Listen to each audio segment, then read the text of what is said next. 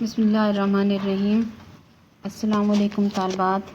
ہم اقبال کی غزل پڑھ رہے تھے، چوتھا شعر ہم نے شروع کیا ہوا تھا کہ اے طائر لاہوتی اس رزق سے موت اچھی جس رزق سے آتی ہو پرواز میں کوتاہی، کہ جس رزق کو کھانے کے بعد تمہاری اڑان میں کمی واقع ہو، اس رزق کو کھانے سے بہتر ہے کہ تم موت کو گلے لگا لو۔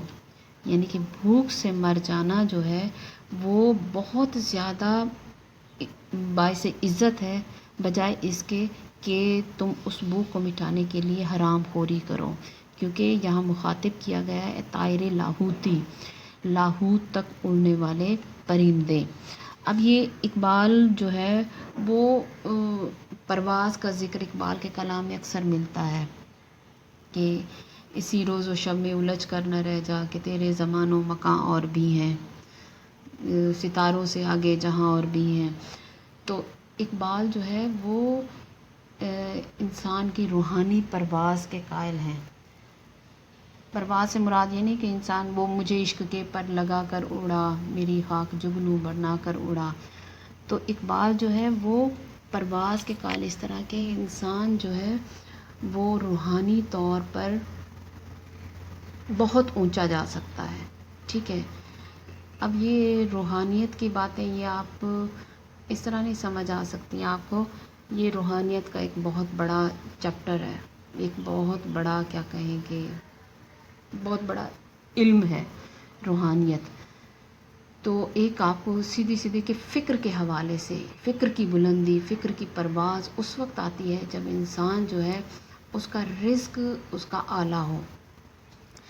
رزق کے بارے میں ایک بزرگ کہتے ہیں کہ مسلمانوں کو چاہیے کہ اپنے بچوں کو لقمہ پہلے حلال کا کھلائیں، پھر بعد میں ان کو کلمہ پڑھائیں، ٹھیک ہے۔ کہ اگر آپ ان کو حرام کھلا کر ان کو مسلمان بھی کرنا چاہو گے تو وہ کیا مسلمان ہوں گے؟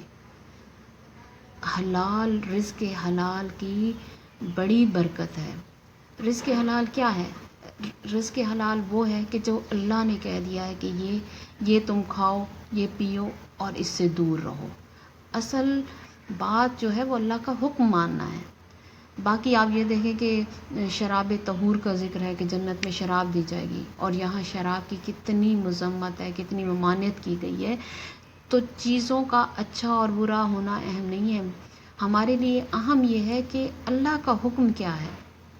اللہ نے جس کو کہہ دیا کہ یہ پاکیزہ ہے تو ہم دل و جان سے اس کو پاکیزہ مانیں، اور جس کو کہہ دیا کہ یہ حرام ہے تو وہ چاہے اس کے لیے لوگ جتنی دلائل لائیں گے تو ہم اس کو قریب بھی نہیں جائیں گے۔ یہ ہمارا ایمان ہے، ہمارا ایمان یہی ہے کہ وہی پاکیزہ ہے، وہی حلال ہے جو اللہ نے کہہ دیا، اور وہ حرام ہے جس کو اللہ نے جس کے بارے میں فرما دیا۔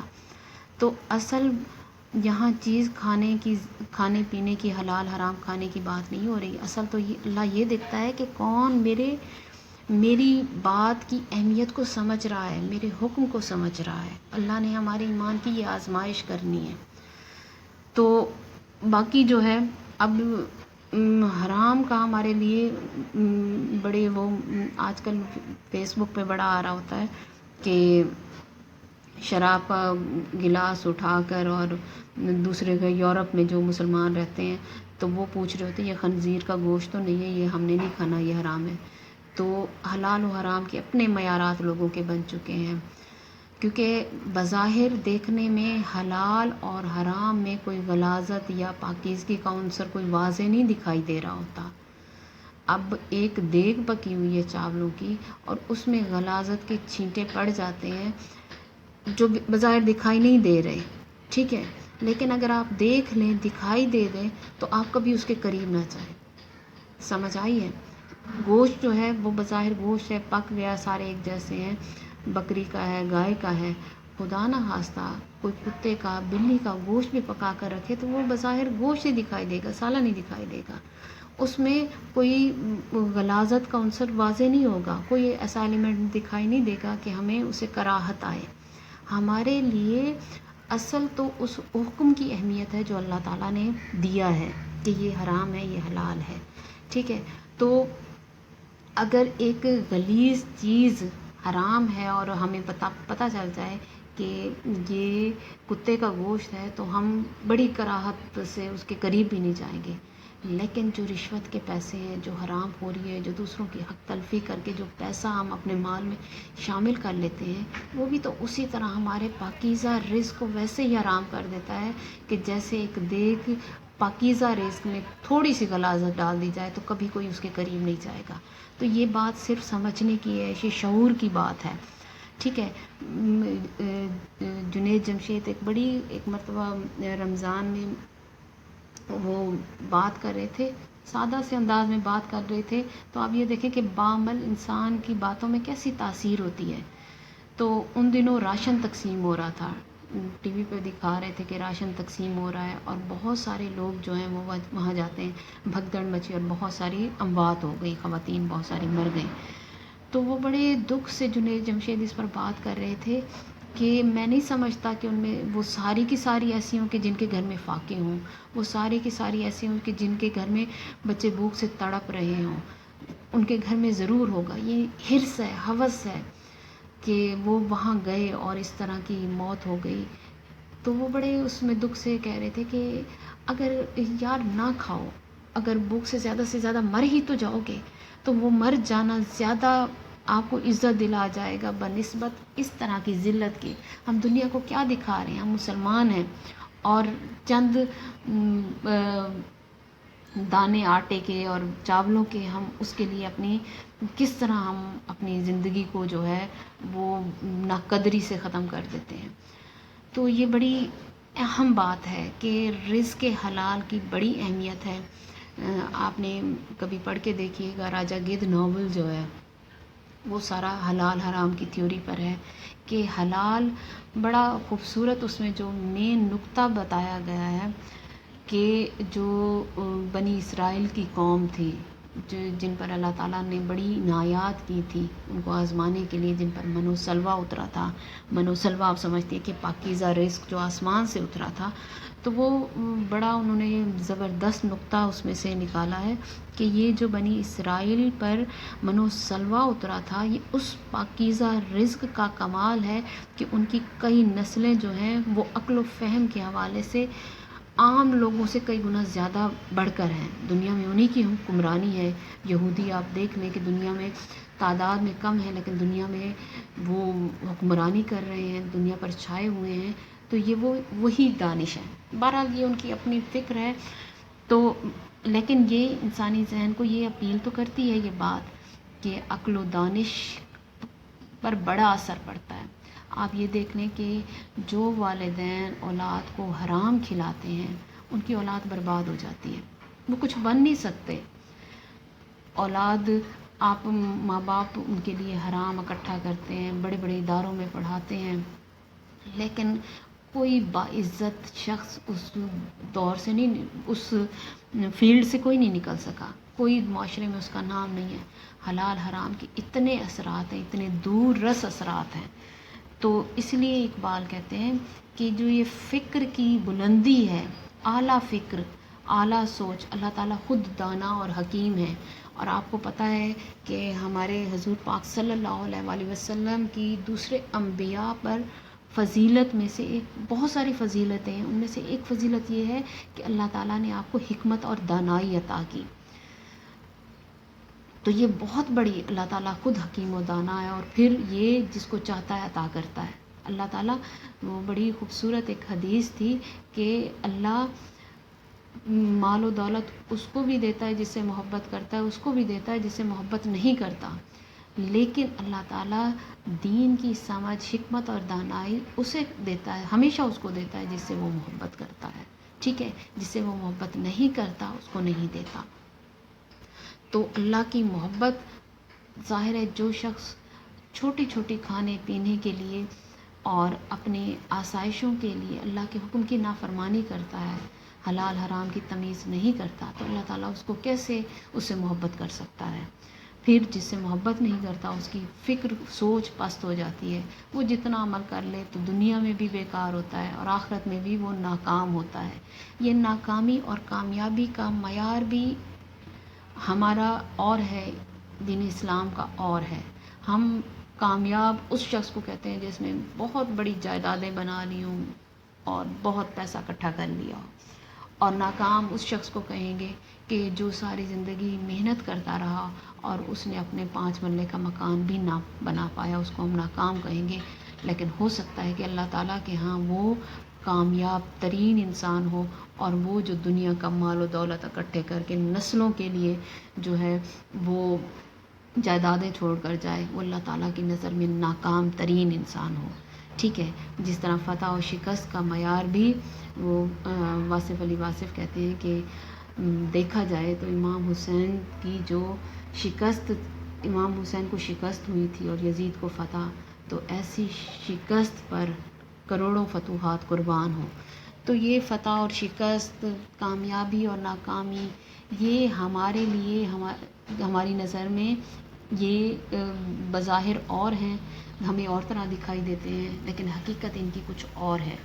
تو اس لیے اقبال یہاں رزق حلال کی طرف کہ دیکھیں نا کہ زیادہ سے زیادہ یہی ہوتا ہے نا کہ انسان مر ہی جائے گا نا، اور تو کچھ نہیں ہوگا. اور ایسے بھی برے حالات نہیں ہیں کہ انسان رزق حلال سے جینا چاہے اور پھر وہ فاقوں سے مر جائے، ایسا کبھی بھی نہیں ہو سکتا. آپ رزق حلال سے محنت کریں تو اللہ تعالیٰ جو ہے وہ اس میں برکت ڈالتا ہے.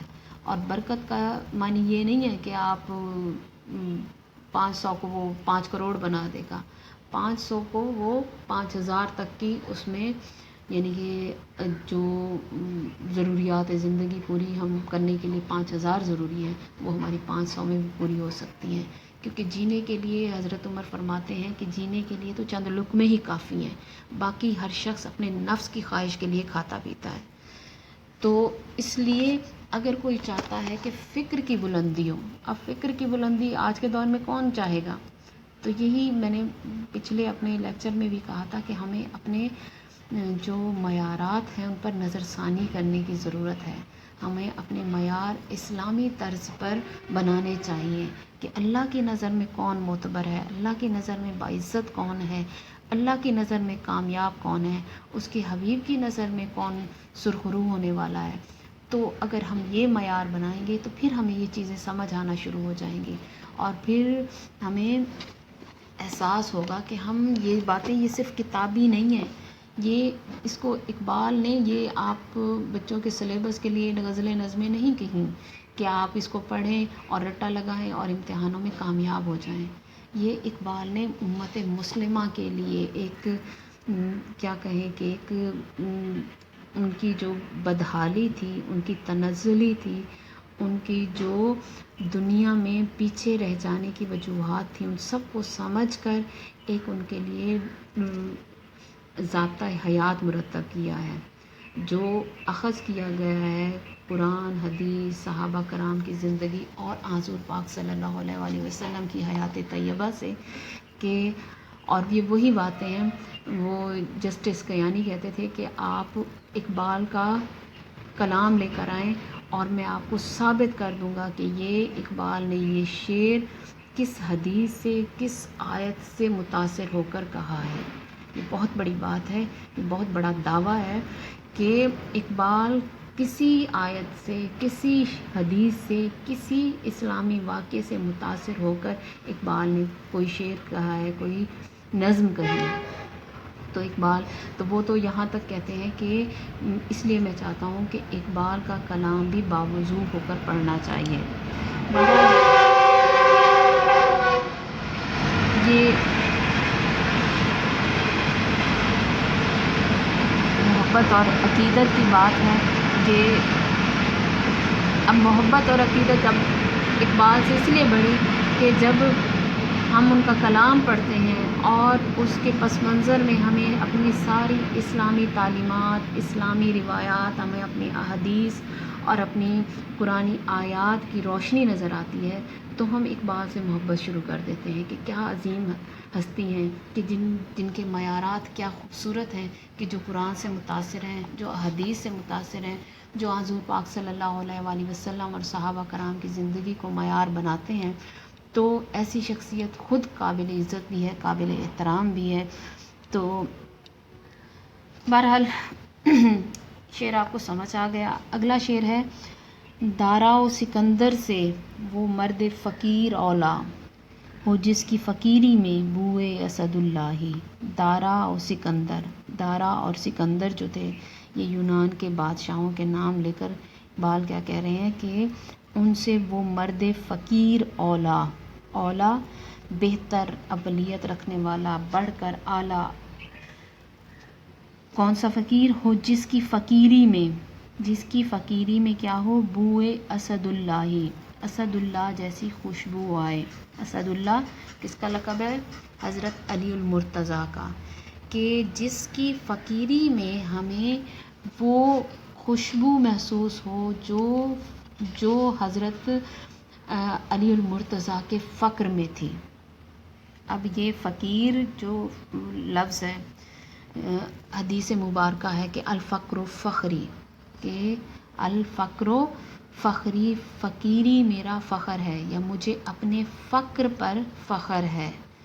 فقر یا فقیر، اس کی ڈیفینیشن وہ ایک اردو کی داستان ہے قصہ چہار درویش، اس میں فقیر کی بڑی خوبصورت وضاحت کی گئی ہے کہ فقیر وہ شخص ہوتا ہے. فقیر کے ہیں 4 حروف. پہلا ہے فے، کہ ایسا شخص جس کے گھر میں فاقہ ہو.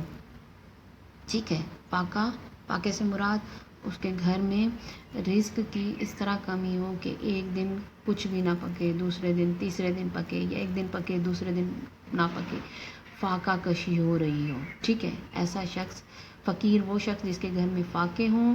نمبر 2 دوسرا حرف کیا ہے؟ کاف، 2 نقط کاف. وہ اس پر قناعت کرنے والا ہو، قانع ہو. ٹھیک ہے، یہ نہیں کہ وہ رو رہا ہو، پیٹ رہا ہو، ہائے کر رہا ہو کہ میرے گھر میں بھوک ہے، افلاس ہے، دوسروں کے آگے ہاتھ پھیلانا شروع کر دے. نہیں، وہ اس پر قناعت کرنے والا، وہ اس پر قانع ہو، راضی ہو کہ یا اللہ یہ جو تیرے ہاتھ میں رزق ہے نا، تو اگر مجھے بھوکا رکھ رہا ہے، تیری مرضی ہے تو میں تیری رضا پر راضی ہوں. وہ اس پر شکر کرنے والا ہو، قناعت کرنے والا. قناعت کا مطلب ہے راضی ہونا، شکر ادا کرنا کہ بس یا اللہ تو جس حال میں رکھے. تیسرا حرف ہے یہ، اس کے ساتھ وہ یاد الہی میں مصروف ہو. ٹھیک ہے، اب یہ تو نہیں کہ وہ دن بھر مارا پھرتا رہے اور پھر رات کو آ کر سو جائے اور پھر اٹھ کر پھر نہیں، وہ اپنی یاد الہی سے مراد کہ وہ عبادت، اللہ تعالیٰ کی عبادت بھی پوری کرتا ہو، جو فرائض ہیں وہ پورے ادا کر رہا ہو، وہ نمازیں بھی پڑھ رہا ہو، روزے بھی رکھ رہا ہو، اور وہ اللہ کو عبادت بھی کر رہا ہو. ٹھیک ہے، فقیر وہ شخص جس کے گھر میں فاقے ہوں، وہ راضی ہو اور اللہ کی عبادت بھی جو اللہ کا حق بنتا ہے ویسے ہی کر رہا ہو. ایسا تو ہم جیسے تو ناممکن ترین بات ہے، لیکن جو فقیر ہوتے تھے وہ ایسے ہی ہوتے تھے. وہ اپنی استطاعت کے مطابق اللہ کی عبادت کرتے تھے. اللہ کا جو حق بنتا ہے اس کی تو ہمارا تصور بھی نہیں کر سکتے. اور تیسرا حرف ہے رے سے ریاضت کرنے والا ہو. ریاضت کا مطلب ہے کوشش، محنت، جد و جہد کرنے والا ہو. اب اگر آپ دیکھیں حضور پاک صلی اللہ علیہ وآلہ وسلم کی زندگی اور صحابہ کرام کی زندگی، یہ ساری اس فقیر کی ڈیفینیشن پر پوری اترتی ہیں کہ ان کے گھروں میں فاقے ہوتے تھے. اور ان سے بڑھ کر کون اللہ سے راضی ہوگا، اور ان سے بڑھ کر اللہ تعالیٰ کو یاد کرنے والا کون ہوگا. اور چوتھا ریاضت دیکھیں کہ وہ غزوات میں حصہ لے رہے ہیں، اصلاحات نافذ کر رہے ہیں. حضرت عمر کے دور میں آپ نے دنیا کو فتح کرنے کے لیے آدھی دنیا فتح کر لی تھی کہ ایک غیر یورپین ایک دانشور، کیا نام تھا اس کا، وہ کہتے ہیں کہ اگر آج کے دور میں عمر آ جائیں تو وہ پوری دنیا پر حکمرانی کر سکتے ہیں، پوری دنیا مسلمان ہو سکتی ہے. ٹھیک ہے، تو یہ وہ صرف یہ جو ہمارا یہ تصور ہے نا کہ صرف بیٹھ کر اللہ اللہ کرتے رہیں. اب یہ اس پینڈیمک سچویشن میں آپ نے دیکھا ہوگا کہ صرف ہمیں کہا جا رہا ہے کہ تسبیحات کریں اور یہ عبادتیں کریں. بجا بالکل ٹھیک ہے، تسبیحات کریں، استغفار کریں، لیکن جو حقوق ہیں، جو ہمارے فرائض ہیں، وہ ہم کیسے بھول سکتے ہیں. تو دنیا میں اللہ تعالیٰ نے دنیا کو ہمیں قرآنی دعا ہم پڑھتے ہیں، حضور پاک صلی اللہ علیہ وسلم کی دعاؤں میں سے ہے کہ ربنا آتنا فی الدنیا حسنۃ وفی الآخرۃ حسنۃ وقنا عذاب النار، کہ کیا ہے کہ اے اللہ تعالیٰ ہمیں دنیا میں بہترین عطا کر اور آخرت میں۔ دنیا کا ذکر پہلے ہے، یہ دنیا اتنی بے معنی نہیں ہے۔ وہ دنیا کیسے بے معنی ہو سکتی ہے کہ جس پر آخرت کی لا انتہا زندگی کا انحصار ہو؟ وہ دنیا کیسے بے حقیقت ہو سکتی ہے کہ جس پر پوری ہماری آخرت کی زندگی ڈیپینڈ کرتی ہو؟ تو دنیا کو آخرت کی کھیتی صرف عبادات کی وجہ سے نہیں کہا گیا۔ ہم اگر ہماری ماں ناراض ہے ہم سے اور ہم نماز پڑھ رہے ہیں تو کیا گارنٹی ہے کہ اللہ وہ نماز ہماری قبول کر لے گا؟ صوفیاء بزرگوں کے واقعات پڑھیں تو وہ کہتے ہیں کہ ایک بستی پر صرف اس لیے عذاب آیا تھا کہ وہاں ایک چڑیا پر ظلم کیا گیا تھا۔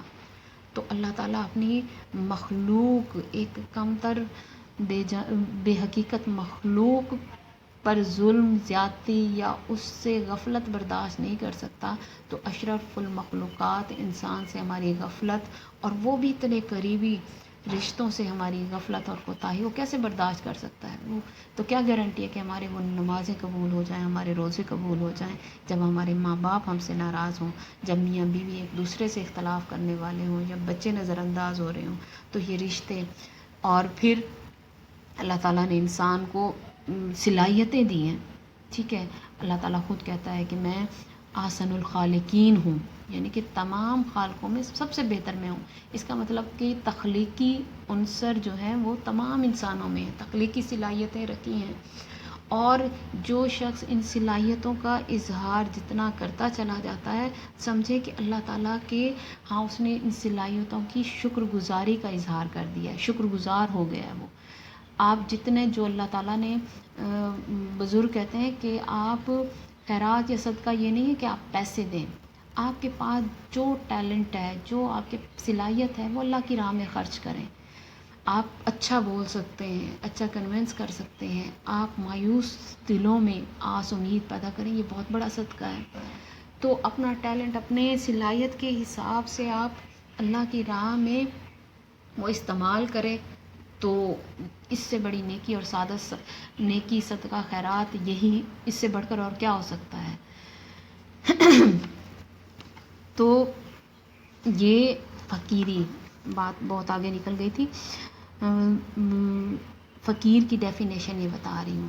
تو یہ اسی بنا پر آپ صلی اللہ علیہ وسلم فرماتے تھے کہ مجھے اپنے فقیر ہونے پر فخر ہے، ٹھیک ہے، کہ مجھ میں یہ چیزیں موجود ہیں، اس لیے میں فخر کرتا ہوں۔ یہی معیار تھا، یہی فخر کا معیار یہی تھا۔ آج ہم دیکھیں کہ ہماری فخر کا معیار یہ ہے، ہم وہ فیس بک پہ وہ آتا ہے نا کہ لڑکیوں سچ سچ بتاؤ رات کیا کھایا تھا۔ اب یہ پیزا اور یہ کیا ہے، برگر وغیرہ کا نام نہ لینا، سچ بتانا، تو کوئی مذاق میں کہتا ہے کہ کوئی ٹینڈے کھائے تھے۔ تو ہم تو وہ لوگ ہیں جو اپنے سادہ کھانے کو بھی چھپاتے ہیں، اس پر بھی شرم محسوس کرتے ہیں کہ ہمارے گھر میں سبزی بنی ہے یا ہمارے گھر دال بنی ہے، تو ہم ہاں بڑے فخر سے بتاتے ہیں کہ ہم نے رات جو ہے وہ فاسٹ فوڈ کو انجوائے کیا۔ اور مطلب یہ ہماری سوچیں بڑی عجیب ہو گئی ہیں۔ تو ہمارے فخر کے معیار اور ہیں، اور ہمارے نبی پاک صلی اللہ علیہ وسلم کا فخر کا معیار وہ فقیری تھا۔ تو ظاہر ہے اقبال حضور پاک صلی اللہ علیہ وسلم کے سچے عاشق تھے، تو وہ اسی وجہ سے کہتے ہیں کہ بڑے بڑے بادشاہوں میں سے مجھے وہ فقیر بہتر لگتا ہے، وہ فقیر جس کی فقیری سے حضرت علی المرتضیٰ کی فقر کا خوشبو آئے، یعنی کہ ویسا ہی فقر، یعنی کہ اسلامی فقر کا حامل، ٹھیک ہے۔ وہ شخص جو بظاہر کٹیا میں بیٹھا ہے، جو جھونپڑے میں بیٹھا ہے، اور اس نے ایک بھیس بدل کر صوفیاء کا یا بزرگوں کا، اور اندر سے ہوس اور لالچ کے تحت وہ ایسے تو جعلی پیر کئی آپ نے دیکھے ہوں گے کہ خواتین جن کے پاس جاتی ہیں یا لوگ جاتے ہیں اور بہت زیادہ وہ فریب کا شکار ہو جاتے ہیں. تو ایسا فقر نہیں، ایسی فقیری نہیں، وہ فقیری جو حضرت علی المرتضیٰ جیسی ہو. ظاہر ہے حضرت علی المرتضیٰ ان کا معیار بھی تو وہی تھا جو حضور پاک صلی اللہ علیہ وآلہ وسلم کا تھا. آپ نے وہ نظم میں شعر پڑھا ہوگا کہ سما الفقر و فخری کا رہا شان عمارت میں، باب و رنگ و خال و خط چہ حاجت رو زیبارہ. پہلا مصرع جو تھا کہ سما الفقر و فخری کا رہا شان عمارت میں، کہ اس وقت جو ہے وہ فخر کا معیار یہی حدیث مبارکہ تھی. ظاہر ہے جو بات حضور پاک کے لیے فخر کا باعث بن جائے تو صحابہ کرام ایک دوسرے سے بڑھ کر وہ چیز اختیار کرنے کی کوشش کرتے تھے جس کو حضور پاک صلی اللہ علیہ وآلہ وسلم پسند فرماتے تھے، اور جس کو وہ اپنا فخر بنا لیں تو وہ کیسے صحابہ کرام اختیار نہیں کرتے تھے. اور ان میں سب سے بڑھ کر یہ چاروں خلفائے کرام، حضرت ابوبکر صدیق، حضرت عمر فاروق، حضرت عثمان غنی اور حضرت علی المرتضیٰ، یہ سب سے بڑھ کر تھے جن کے بارے میں حضور پاک صلی اللہ علیہ وسلم نے فرمایا کہ میرے یہ اصحاب جو ہیں یہ ستاروں کی مانند ہے. تم میں سے جس نے جس کی پیروی کی وہ فلاح پائے گا. جو ابوبکر کے راستے پر چلے گا وہ بھی فلاح پائے گا، جو حضرت عمر فاروق کے راستے پر چلے گا وہ بھی فلاح پائے گا، جو حضرت عثمان غنی کے راستے پر چلے گا وہ بھی فلاح پائے گا، اور جو حضرت علی المرتضیٰ کی پیروی اختیار کرے گا وہ بھی فلاح پائے گا. کیونکہ انہوں نے وہی کچھ اختیار کیا تھا جو حضور پاک صلی اللہ علیہ وآلہ وسلم کا عمل تھا. آپ یہ دیکھیں کہ آپ کو ایک چھوٹا سا واقعہ بتاؤں. میں نے پچھلے دنوں بات سنی اور میں بڑی دنگ رہ گئی کہ ہم کتنے، یعنی کہ پتہ نہیں ہم کیا لوگ ہیں، کہ حضور پاک صلی اللہ علیہ وآلہ وسلم کے وصال کے بعد جب حضرت ابوبکر صدیق کا دور آیا تو آپ کو پتہ ہے کہ اس وقت قرآن پاک جو تھا وہ منتشر چیزوں پر تھا. چمڑے پر کچھ لکھا ہوا تھا، ٹیبلٹس پر تھا، پتوں کی چھال پر تھا، تو اس کو کمپائل نہیں کیا گیا تھا، ایک جلد میں اس کو مرتب نہیں کیا گیا تھا. تو بڑے بڑے صحابہ حضور پاک حضرت ابوبکر صدیق کے پاس آئے اور ان سے کہا کہ یہ قرآن پاک جو ہے یہ جس طرح منتشر ہے